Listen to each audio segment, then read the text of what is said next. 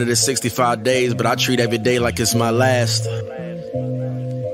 I'm only concerned with building on the future, cause I can't change my past. Positive vibes for positive lives. She just giving you that truth and shifting your mind. It's more mental than you realize. It's up to you to take control, cause this world is cold and negativity gon' take its toll. Now we've been told any day could be your last. I'm embracing every moment and I cherish every laugh, every smile, every hug, every kiss, every touch, every person in my life that I care about and love. But wait, maybe I'm getting too emotional. That's exactly what they say you ain't supposed to do. Suppress your feelings, never talk about your pain. Can't appreciate the sun without acknowledging it rains, right? That's right. So this a moment of clarity, and make sure you always protect your energy. You stay focused and your life gon' be lit. And you are now rocking with Celeste, the therapist. Let's go. Hi, beautiful people. If you're watching me on the replay, thank you for watching me. I appreciate you. My name is Celeste. I'm a therapist from Boston. I get to come on my podcast and talk to some amazing people who are doing things to empower the lives of others.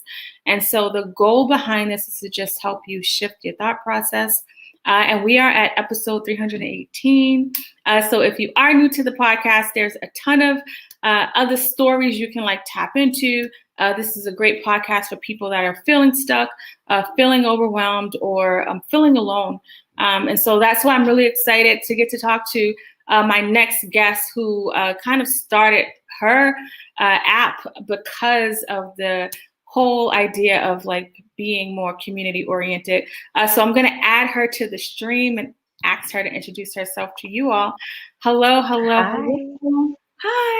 Hi, Celeste. Thank you so much for having me. I'm Tori. I'm the founder and CEO of Sesh, which is a group support platform led by licensed therapists. So we have sessions on a variety of different topics, and individuals for a low price can have this enriching group experience that's specific to maybe the journey that they're going through, and it's facilitated. Each session is facilitated by someone from that community. So a licensed therapist that is an expert on, whatever they're holding space for. And if it's for a specific community, they're from that community. So that is a little bit about us, but just really scratches the surface about Sesh. Thank you for sharing that. So for people listening, if you're not new to the podcast, we like to learn a little bit about our guest because I think that sometimes people don't understand that everyone has a story. And so people may see what you're doing and say, wow, that's amazing. Look at what Tori's doing. I wish I can do that, but not understanding that you have a story. So I really want to learn about what caused you to start the app. What was the mindset behind that? Yeah, well, for me, I had gone into inpatient treatment for an eating disorder in my early 20s. And that was the first time that I had experienced the group, a group support session, group therapy, a therapist leading a group of individuals through something as a collective. That was the first time I had been exposed to that. And it was tremendously powerful, tremendously it was super transformative for my recovery. And I really believe that it was a key ingredient in my full recovery. And so why is it that that type of support is not something, or it is something that's sort of left till the final stage, or is so difficult to find and difficult to pay for outside of the walls of formal treatment programs that only such a privileged select group of people have access to. Mm-hmm. And so if you think about wanting to elevate this modality that really spoke to me, that's one reason why I founded Sesh, is to bring the group support modality to the masses and make mental health care as it stands a much more affordable accessible concept. It's much more affordable because sort of the individuals in the group break down the unit economics of what ends up paying the therapist for their time. So it came from personal experience. When because when you're inpatient, you're kind of like forced into these groups. But for people that are listening, what was it like to go into a space with strangers and kind of have to share some experiences? Because I think it can sound intimidating for people, but I do know there's power in community. But I want you to talk to people that may find that idea intimidating.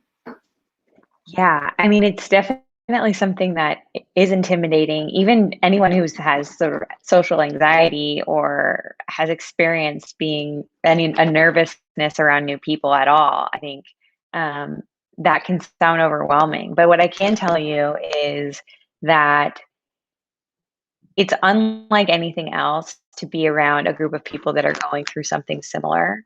And it really sort of increases the vectors of insight that you get from therapeutic experience. It multiplies them because you have the credibility of not just a therapist who can give their insights, but also other people who are currently going through something that might be in different stages of going through it, and can give like real time. It can help you process in real time, and I think it could really expedite for me the ability of me to sort of connect the dots. So I would say that it's worth it, and you should try it. And if you don't like it, you don't have to come back. You don't have what's cool about the group concept is because it's like a little bit less of an intimate relationship with your therapist. Frankly, it's if you don't like them or you want to move on or try another therapist, try another group, you don't have to go through a process of firing your therapist. You just sort of move on. So that I think is less intimidating in some ways. Yeah, that's good. And Tori, one of the things that I use a lot as an example is AA. So literally what Tori just kind of explained, people will walk in on day 1 of trying to become sober and meet someone on day 2 on 20 years sobriety. And there's like this hope that happens because there's this unspoken bond that takes place. Is that kind of similar to like what you experienced when you was in the group? Yeah, I mean, I had that exposure to people that were in different parts of their eating disorder recovery when I was first exposed to group support in treatment, and then I have this exposure now when I go to groups of people that might be in a relationship, and it's rocky, or they're someone who is dealing with just general anxiety about going back to the office. And there's a sense of community and knowing that you're not alone that I think groups combat immediately, just because you're physically surrounded or virtually surrounded by people that self-identify in a similar way, which is tremendously powerful, especially when it comes to combating the isolatory effects of some of mental health concerns. Yeah, and the more that we find ourselves isolated, we start to believe some of those faulty thoughts. And so I think, thinking, this is for people who are, and I've led groups, I've been in groups before as a client, and I just want to share with people that may be on the fence to just think about this as part of a regimen. Because when I look at our healing journey, and that for you was eating disorder, for me, depression, for everyone, it looks different. And I think as we're working on it, there's going to be different tools that we're going to find that are helpful. And so I really think, and I don't think group work is is typically talked about. I think a lot of times people talk about psychiatry and therapy only, individual therapy. So, one of the things I like to expose people to on this podcast is just so many different ways, and community work is such a healing thing that people can tap into. So yeah, thank you for sharing that part of your mindset around the groups, because it was helpful to you. Now you decide to kind of create this because you struggled with eating disorder, but you weren't just going to focus on people that struggled with eating disorder. You decided you wanted to look at help everybody, because there's so many different things that we have struggles with. How did you come up with the idea to kind of like create the different groups, even though it wasn't like areas that you may have struggled in? Right. Well, I think it came from the fact that how I had gone through the process of recovery, and and with other people too. And one of the things you learn is how interdisciplinary mental health is. It's not just I have an eating disorder because of one specific ingredient. Like the world in which we live is super complicated, of course, and ever changing, and our relationships are changing, and our places within the world are changing. And so I think for me, it was important to create something that grows with you and gives you optionality throughout different stages of your life. It's not something that you want to turn to and then you're fixed, because it's a constant process of sort of like growth. And frankly, I will be going through something in a year from now that I can't anticipate today. It might not be a bona fide diagnosable, billable to my insurance company diagnosis, but it might be that I need to go to a grief session, or that I'm having relationship conflict with my husband, or what have you. And I think finding community is something that's never going to go away. Like the power of that is something that's constant. So that was the rationale there. And then frankly, there's just not enough access to the group modality. It's something that's really AA or nothing. And it's so true. I wanted to make it. I'm not lying. No, and even when you're in treatment, you're exposed to different types of groups. It's not like we're sitting in a circle all day talking about eating. No, we have art groups. We have groups on CBT, DBT, and this is what I've brought to SESH, is the ability to explore different modalities, like within groups. So we have topics like that are community based. So if you're part of the LGBT community, you're a trans person, you go to our trans support group led by a trans therapist. So very community based. We have groups for individuals in the AAPI community. We have groups that are specifically, like we have one of our most popular groups is Inner Healing for women of color, and it's led by this amazing art therapist named Deanna Barton, who is really just excited about holding space for that specific community. And then we have groups that are like exploring modalities, like what is cognitive behavioral therapy? How can I sort of step into mindfulness? So that's sort of like a psychoeducational type of group. And then there's more topic specific, issue specific groups, like dealing with going back to the office after COVID, or parenting during a pandemic, or what have you. These things that bring us together from a topic perspective. I love that so much. And one of the things Tori mentioned is this idea of access. So I've been in private practice since 2016, but prior to that, I've worked in the community. And so, I worked with a lot of underserved population. And so they would go to a community health center. So when I became a private practice, I recognized like how much access is not really available. Because I worked with people around like housing and food and like basic, like kind of case management things.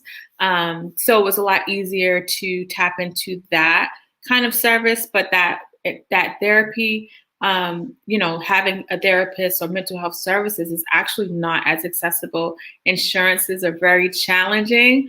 I had no idea like how much red tape was there. And, it's interesting because with the pandemic, that was the first time they opened it up. Well, you don't have to live in the same state to see someone in certain insurances. So what part of the insurance piece and the red tape played a major role in the way that you formulated this sesh therapy? So that is such a great question. So we are a group. We offer group support sessions, not group therapy. And the difference is nuanced, but really has to do with the fact that in a group therapy session, you're committed to a series, and in a group support session, you can drop in. There are various nuances that keep us on one side of the red tape and not the other. And what that allows us to do, we've made the decision to have licensed therapists lead every single one of these sessions, but they're group support sessions. They could be, not group therapy. And that allows our therapists to have people from all over come to one group. It's just you as a member, and it's someone who uses sesh, acknowledge that you're not consuming therapy, you're consuming group support. And that's how we have navigated a really difficult space. I know, it's good. I love it. I love the way that it's done. I mean, I keep using AA as an example because it's been around for so many years, but it's not insurance led, it's really support led, and it works really well. Everyone that I meet that's in AA or NA or even EA, they speak highly of it. And so like, I feel like you've been able to create a similar model with sesh that allows to like bypass the red tape a little bit. Yeah, and also something that is a little bit more, even more diverse. I think, AA is great for some people, and it certainly excludes a large part of the community. Part of that has to do with the fact that you have to physically commute somewhere in your town. There's an additional stigma to physically going somewhere to get help versus doing it from the comfort of your own home, which is why I believe that digital mental health care can be so impactful, especially for communities that are still not feeling still stigma, that still feel that their mental health is something that's stigmatized. I don't want to generalize, but a lot of men are those who are less likely to have a therapist maybe than women in general. And we find that a lot of men use sesh because the anonymity component. I could go on and change the name on my screen to, I don't know, Apple or the name of my cat, and it would honor that. And I don't have to give my identity away, which is something that, I know in Alcoholics Anonymous, it's in the name, but you're still physically going somewhere and your identity is a little bit more outright. Yeah, that's true. And I love how people have multiple options to kind of access the service. And I just think that even though I'm a therapist, I do recognize that therapy doesn't work for everyone. And so like, that's a reality. And so this model that you created allows people to try something different especially some people really have had bad experiences with therapists. We're humans, so we're not perfect. And so like, I try to tell people, you're like, girl, I know. No, sorry. We're not perfect. And no. I think that, for people, like, I think if the message is like therapy and psychiatry and it doesn't work for you and then sometimes people give up, and so like to have like this kind of support group, you may hear something that worked with somebody or something that helped somebody out, and you may never have thought about it, and you're kind of like in a group where people are kind of dealing with a similar thing. So I just think that's super amazing. Yeah, no, it really helps you, especially if you feel isolated. You might think that they're the only one going through something, and you just by the fact that we offer something that speaks to what you're going through can be comforting. So rest assured, you're certainly not alone, and there are other people that are going through something similar. And I bet you that, I mean, my experience is the exposure to that person is even more transformative. No offense to all of the amazing therapists out there than the therapist. I agree. I promise I do. I think that's a powerful experience. Yeah. Because, you could listen to someone and be so stuck in what you're going through that it's sort of going in one ear and out the other. And there's like a certain amount of credibility and respect that peers have with one another in general that translates into the group support world. And it's awesome. So I'm really excited about sort of this next phase of growth that we're moving into, and all the different groups that we have on our schedule right now are pretty awesome. Now, with the pandemic, what kind of like usage or feedback did you get from people? Because nobody prepared for a pandemic, and there was so much isolation. What was kind of the response from people? Well, so we had in the pandemic it was a time where we certainly grew a lot. We had focused on building and launching an app. We closed a $3.5 million seed round in November of 2020. I guess that was 6 months after the pandemic really started. We were able to scale faster because people were more willing to go to virtual groups.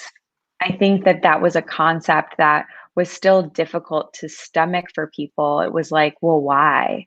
And the pandemic gave us that why. And it certainly, I believe that the power of being in person with people is real and wonderful, but the accessibility piece of being able to go into a group virtually and instantly on a subject matter that might be more niche than you could ever find located near you is super powerful. So we scaled our platform quite a bit during the pandemic, and offered a lot of groups that were topic specific of what was going on, which was sort of like anxiety and uncertainty around the pandemic. Job insecurity and financial insecurity was sort of a big piece at the beginning of the pandemic for people. And we really just listened to our early users about what topics and what things would serve them. Nice. And back in 2010, I adopted my son. He's autistic, and I remember my initial, before I became like Celeste therapist, I wanted to create a virtual support group because I couldn't get a babysitter. I wanted to go. They had these groups at the library, but I had no babysitter. And when you talk about the accessibility, I think about people like me during that time, and like how much that would have been so needed to kind of have access like right there, like in the comfort of my own home. So I think it's so amazing that this service is available. Well, thank you. And I'm excited about being able to offer more specific groups as our platform grows, because there is such a need for if we're talking about this commiseration process of people that are going through physical illnesses that might be unseen, or, we had a group for mothers of children with special needs. These are the types of groups that an in-person group is not really practical. Mhm. And that's why it's so awesome that user behavior has changed to make the digital get together more accessible. And what we're working to make it a really, really credible and effective space as well. So part of what we've been spending our time doing is beefing up sort of the clinical acumen of our team, and making sure that each group, we're replicating this high quality digital group experience. So really, it's wonderful to hear that you like what we're doing. It means a lot. Especially as a therapist. I'm such a realist, and I think it's nice when people hear from a therapist that they think that there's other things that can help, because sometimes I feel like there's this what's the word, monopoly on so yeah, that's good. Now for my listeners who are like, oh my gosh, this is so amazing, like what does it look like to start this process of Great question. I'm a great therapist, Tori. You are good. So what you would do is you could go to seshtherapy.com, and there's a page that says download. It'll prompt you to go to the Apple Store or the Google Play Store, and you can download our app, or you can go to search for Sesh in either of those app stores and download the app. And from there, you really begin like a super quick onboarding journey where we ask how you're doing, what your name is, what you want to be called on the app. And within 30 seconds to a minute, depending how quick your internet connection is, you'll be able to see all of the sessions that we offer in the schedule. And from there, you click one and join one that you want to join, that works for your schedule. So every single person, by the way, Celeste, not just for you, but I will tell your audience that we give a 2-week free trial for everyone right now. So if you download and join a session, you can go to that session completely for free. You won't be charged for 2 weeks. And you can cancel it at any time also, because we really want you to experience the group. So that's sort of the onboarding journey. Wow, that's amazing. That it's like super simple. I'm sure you've like tweaked it a little bit over the months. And we will more. I mean, one thing that, even though you have a 2-week free trial, we do ask that you put in your credit card information. And the reason we do that is because we give all of our no-show fees to NAMI, which is the National Alliance of Mental Illness. And we need to be able to capture your information if we, were to have to charge you for not showing up to a group. So that's the only thing too that might be confusing. It's like, why is this a 2-week free trial, but you still want my credit card information? Well, we want to know that you're going to show up. And if you don't, we're going to give it to charity. Oh, wow. That's so amazing. I like that. So now you have the app. What do you see Sesh Therapy looking like? What are your long-term like goals with Sesh? Because I can see how I think that the pandemic, because I actually went telehealth in January 2020. Oh, nice. A pioneer. I closed my office in 2019 because the podcast was doing well and I was speaking more. But a lot of my clients struggled with switching over to telehealth. They're like, I don't want to do it. And March happened. And then I got so many I think people started to like get used to, because you were kind of forced to get used to this form of therapy. And so I know you got a lot of people that tried it anyway, because it was the only way that they can kind of work on that support. Where do you see like Sesh Therapy going? Because an amazing idea. And obviously, I think even as we like dwindle down to the end of the pandemic, there's so many like needs that have gone unmet. And I can see how this platform is going to be so useful for people. Yeah, well, I think, we are going to continue to grow. We're going to continue to serve communities and parts of the population that don't necessarily have a safe space or feel that they have a community. And we're going to continue to provide affordable and accessible mental Right. health care in the form of a group. We're going to, in years to come, we will be, doing international expansion with more sort of a targeted approach. And really what's cool and so exciting and like energizing about this is that all of our growth makes a better experience for other people because it's a marketplace. And so the more people that we have bought into this, the more unique groups that you'll be able to access that really speak to what you're going through. And so we're not gonna stop, but we're very excited about sort of the growth to come and staying true to our commitment of access and affordability. Tori, when you talk about this, you get so excited. So, I mean, for my audio listeners listening to this, you're smiling from ear to ear as you talk about the growth, and you're speaking it into existence. You heard it here on Celeste Therapist. So this is awesome. I'm excited about that.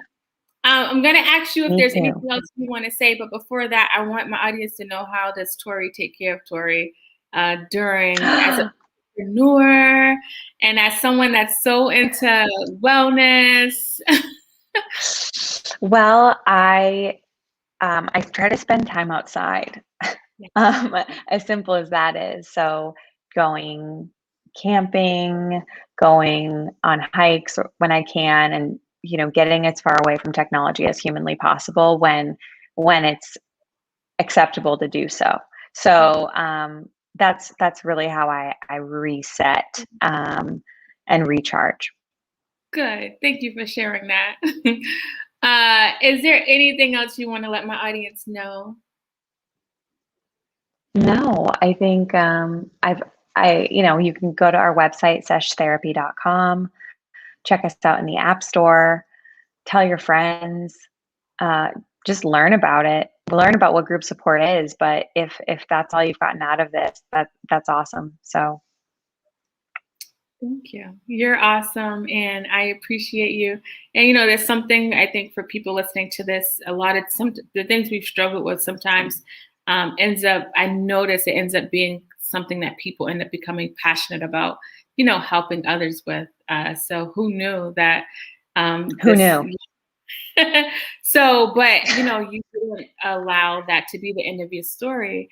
You kept going, and I think it's powerful when you can help other people in this manner. So thank you for just like pushing forward and being a part of the thing that is moving people forward in life.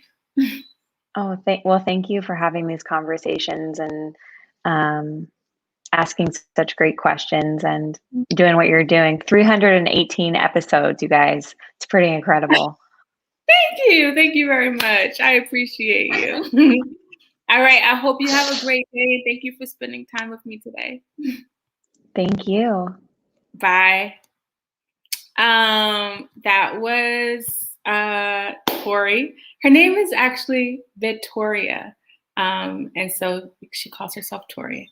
So thank you for listening. Again, if you have not checked out the audio platform, if you go to celestetherapist.com, you can find some amazing episodes from some amazing people. Definitely check out seshtherapy.com. The platform is super user-friendly.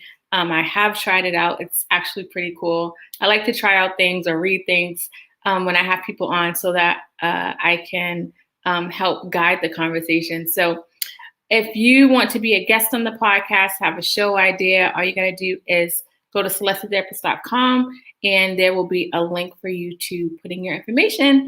Until next time, I'll talk to you later. It is 65 days, but I treat every day like it's my last. I'm only concerned with building on the future, cause I can't change my past. Positive vibes for positive lives. She just giving you that truth and shifting your mind. It's more mental than you realize. It's up to you to take control, cause this world is cold and negativity gon' take its toll. Now we've been told any day could be your last. I'm embracing every moment and I cherish every laugh, every smile, every hug, every kiss, every touch, every person in my life that I care about and love. But wait, maybe I'm getting too emotional. That's exactly what they say you ain't supposed to do. Suppress your feelings, never talk about your pain. Can't appreciate the sun without acknowledging it rains, right? That's right. So this a moment of clarity, and make sure you always protect your energy. You stay focused and your life gon' be lit, and you